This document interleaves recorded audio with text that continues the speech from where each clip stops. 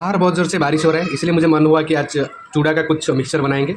इसलिए मैंने इधर लिया थोड़ा चूड़ा और यहाँ लिया बादाम और भुसंग पत्ता और प्याज और जीरा, तीखा बनाने के लिए 2 मिर्ची, और इधर लिया मैंने भुना हुआ नारियल। इधर एक कढ़ाई में मैंने पहले तेल गरम किया था, उसमें थोड़ा बादाम मुझे फ्राई करना है, इसलिए बादाम पहले डालना पड़ता है। बादाम ऐसे देखिए अच्छे से फ्राई हो गया है। बादाम को मुझे निकालना है। एक कटोरी में निकाल लिया सारे बादाम, देखिए कैसे रेड रेड हो गया है।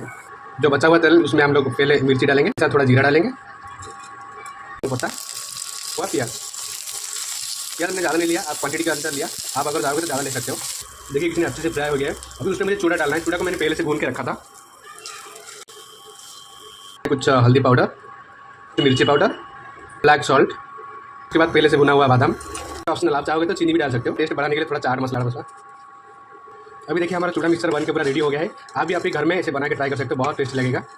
आपको अगर मेरा रेसिपी अच्छा लगा तो प्लीज़ लाइक शेयर सब्सक्राइब कर देना।